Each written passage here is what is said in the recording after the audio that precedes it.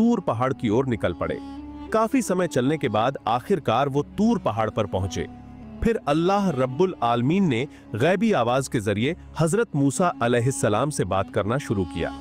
हजरत मूसा अलैहिस्सलाम ने अल्लाह रब्बुल आलमीन से पूछा, हे अल्लाह, मैं जानना चाहता हूं कि जन्नत में मेरे साथ कौन रहेगा। तब अल्लाह रब्बुल आलमीन ने कहा, हे मूसा, इस बनी इसराइल में एक कसाई है, वो तुम्हारे साथ जन्नत में रहेगा और वो तुम्हारा जन्नती साथी होगा। यह सुनकर हजरत मूसा अल्लाह रब्बुल आलमीन के पास एक विनम्रता के साथ पूछा, हे अल्लाह, तुमने मुझे नबी बनाकर इस दुनिया में भेजा है, लेकिन मेरे साथ जन्नत में रहने वाला तो कोई अल्लाह का बंदा या बुजुर्ग दरवेश होना चाहिए। फिर मेरे जन्नत के साथी के रूप में एक कसाई क्यों होगा? हे माबूद, कृपया मुझे उस कसाई का पता बताओ। मैं जाकर देखना चाहता हूं कि वह कौन सा काम करता है कि उसके कारण वह मेरे साथ जन्नत में रहेगा। तब अल्लाह रब्बुल आलमीन ने कहा, हे मूसा, तुम आज घर जाओ, जब समय होगा मैं तुम्हें बुला लूंगा। अल्लाह रब्बुल आलमीन की बात सुनकर मूसा अलैहिस्सलाम एक दिन अल्लाह के नबी हजरत मूसा अलैहिस्सलाम एक जगह जाने के लिए घर से निकले। वो रास्ते में चलते चलते देखे कि एक औरत सड़क किनारे रो रही है। वो औरत हजरत मूसा अलैहिस्सलाम को देखकर उनके पास आई और उनसे पूछा, हे अल्लाह के नबी मूसा, क्या आप आज अल्लाह से बात करने के लिए तूर पहाड़ जा रहे हैं? अगर हाँ, तो क्या आप अल्लाह के पास मेरी एक गुजारिश पहुंचाएंगे? आप अल्लाह से पूछिएगा कि मेरी शादी को इतने साल हो गए हैं, लेकिन अल्लाह रब्बुल आलमीन ने अब तक मुझे कोई संतान क्यों नहीं दी। मैं जानना चाहता हूं कि मेरी क्या गलती है जिसकी वजह से मैं आज तक किसी बच्चे का चेहरा नहीं देख सका। हे मूसा, आप अपने अल्लाह से पूछेंगे कि क्या मेरी कोई गलती है जिसके कारण मेरी शादी के इतने साल बीत जाने के बाद भी मुझे अभी तक कोई बच्चा गोद नहीं लेने को मिला। उस औरत की बातें सुनकर हजरत मूसा अलैहिस्सलाम हैरान रह गए। फिर उन्होंने उस औरत से कहा, ठीक है, मैं जरूर अल्लाह रब्बुल आलमीन से आपके बारे में पूछूंगा। मूसा नबी ने बात करते हुए आगे बढ़ना शुरू किया। फिर उन्होंने सोच लिया कि वो अब यात्रा पर नहीं जाएंगे बल्कि तूर पहाड़ की ओर जाएंगे। फिर मूसा अलैहिस्सलाम तूर पहाड़ की ओर चल पड़े। तूर पहाड़ पर पहुंचने के बाद मूसा नबी अल्लाह रब्बुल आलमीन से बात करने लगे। मूसा अलैहिस्सलाम ने अल्लाह से पूछा, हे अल्लाह रब्बुल आलमीन, जब मैं रास्ते में आ रहा था, एक औरत ने मुझसे कहा कि उसके शादी को कई साल हो गए हैं, फिर भी उसे कोई संतान नहीं मिली।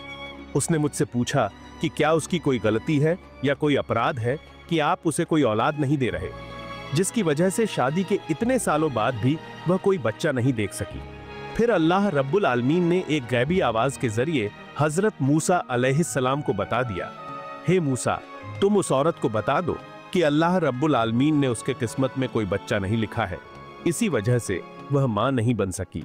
सिर्फ अल्लाह ही जिसे चाहे उसे बच्चा देगा और जिसको किस्मत में बच्चा लिखा होगा वही बच्चे का चेहरा देख सकेगा। उस औरत के किस्मत में कोई बच्चा नहीं लिखा है, इसलिए वह कभी मां नहीं बन सकेगी। अल्लाह रब्बुल आलमीन से ऐसी बातें सुनने के बाद हजरत मूसा अलैहिस्सलाम घर की ओर चल पड़े। थोड़ी देर चलते चलते अचानक उन्हें उस औरत की याद आई। फिर हजरत मूसा अलैहिस्सलाम ने अपने घर की तरफ जाने के बजाय उस औरत के घर की ओर रुख किया। वो औरत के घर के अंदर गए और उस औरत के पास जाकर बोले, मां, अल्लाह रब्बुल आलमीन के साथ मेरी बात हुई है। अल्लाह रब्बुल आलमीन ने बता दिया है कि तुम्हारे नसीब में कोई संतान नहीं है, जिस वजह से तुम कभी मां नहीं बन सकोगी। हजरत मूसा अलैहिस्सलाम की ये बातें सुनकर वो औरत चीख पड़ी और जोर जोर से रोने लगी। कुछ दिन बाद मूसा अलैहिस्सलाम वहां से चले आए। फिर एक दिन एक अल्लाह वाला फकीर उस औरत के घर आया और बोला, क्या घर में कोई है? मुझे थोड़ा खाना दे देंगे? मैं काफी दिनों से भूखा हूं, मुझे कुछ खाना दो, अल्लाह रब्बुल आलमीन आपकी इच्छा पूरी करेगा। फिर वह औरत उस फकीर को अंदर ले गई और उसे 3 रोटियां खाने को दी। रोटियां खाने के बाद औरत ने उस फकीर से कहा, आप तो अल्लाह के प्यारे बुजुर्ग हैं, मेरे लिए थोड़ी दुआ कर दीजिए। अल्लाह रब्बुल आलमीन जैसे मेरी कोख में एक बच्चा दे दें। मेरी कोख में अब तक अल्लाह रब्बुल आलमीन ने कोई बच्चा नहीं दिया। आप थोड़ी दुआ कर दें कि महान अल्लाह रब्बुल आलमीन मुझे एक बच्चा दे। फिर उस बुजुर्ग व्यक्ति ने अल्लाह से दुआ की और चले गए। कुछ सालों बाद हजरत मूसा अलैहिस्सलाम फिर से कहीं जाने के लिए निकले। चलते चलते अचानक हजरत मूसा अलैहिस्सलाम को उस महिला की याद आ जाती है। तब हजरत मूसा अलैहिस्सलाम उस महिला के घर में प्रवेश करते हैं। महिला के घर में जाकर हजरत मूसा अलैहिस्सलाम ने जो देखकर वो हैरान हो गए। उन्होंने देखा कि एक महिला एक छोटे बच्चे को गोद में लिए खुशी खुशी खेल रही है। जब उस महिला ने हजरत मूसा अलैहिस्सलाम को देखा तो वो उनके पास आई और बोली, हे अल्लाह के नबी मूसा, आप आ गए हैं। आपने तो कहा था कि अल्लाह ने मेरे किस्मत में कोई बच्चा नहीं लिखा, लेकिन अल्लाह रब्बुल आलमीन ने मुझे एक बच्चा दिया है। उस महिला की बातें सुनकर हजरत मूसा अलैहिस्सलाम हैरान रह गए। फिर उन्होंने वहां कुछ नहीं कहा और सीधे तूर पहाड़ की ओर चल पड़े।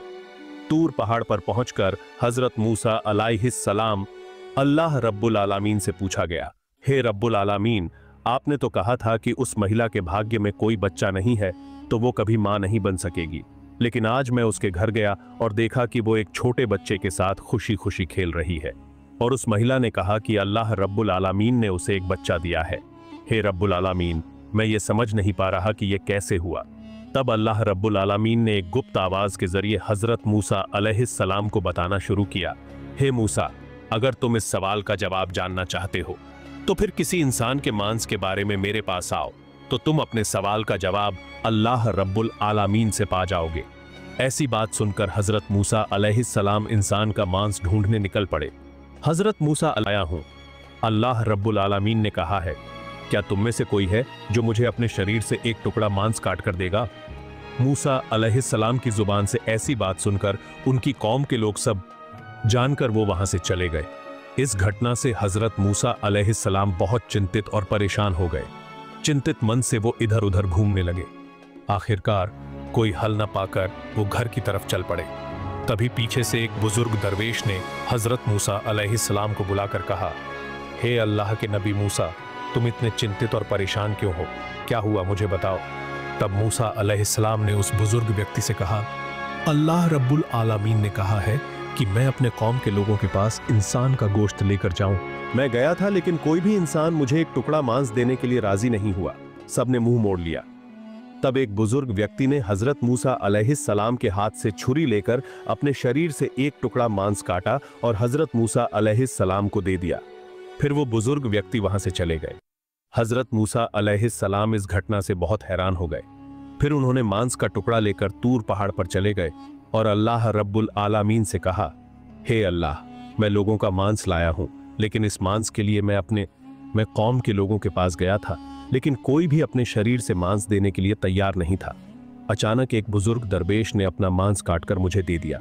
तब अल्लाह रब्बुल आलमीन ने गैबी आवाज में हजरत मूसा अलैहिस्सलाम से कहा, हे मूसा, तुम्हें मनुष्यों के मांस के लिए किसी और के पास जाने की जरूरत नहीं थी, तुम खुद ही काफी थे। इसी बीच तुम अपने सवाल का जवाब भी पा चुके हो। और वह बुजुर्ग दरवेश, जैसे ही मैंने अल्लाह का नाम सुना, उसने अपना मांस काटकर तुम्हें दे दिया। उसकी दुआ और बरकत के फलस्वरूप मैंने यह किया। महिला के गर्भ में मैंने संतान दी है। हे मूसा, जान लो कि यह बंदा मेरे लिए पागल है और मैं अल्लाह के नाम पर जो कुछ भी हासिल करता हूँ और मुझे खुश करने के लिए हर चीज मानता हूँ। मैं अल्लाह रब्बुल आलमीन के लिए सब कुछ कर सकता हूँ। उसके दुआ के कारण मैं लोगों की किस्मत बदल सकता हूँ। हजरत मूसा अलैहिस्सलाम ने अल्लाह से इस सवाल का जवाब पाकर सीधे घर लौट गए। इस तरह कुछ दिन बीत गए। एक दिन हजरत मूसा अलैहिस्सलाम को अचानक याद आया कि अल्लाह रब्बुल आलमीन ने कहा था कि एक कसाई उसके जन्नत में साथी होगा। तब हजरत मूसा अलैहिस्सलाम उस सवाल का जवाब पाने के लिए हजरत मूसा अलैहिस्सलाम तूर पहाड़ की तरफ रवाना हुए। तूर पहाड़ पर पहुंचकर अल्लाह रब्बुल आलमीन से कहा, हे अल्लाह रब्बुल आलमीन, आपने कहा था कि इस बनी इस्राइल के एक कसाई का जन्नत में जाना तय है। कृपया मुझे उस कसाई का पता बताएं। मैं जानना चाहता हूं कि उसने कौन सा ऐसा काम किया है कि वो मेरे साथ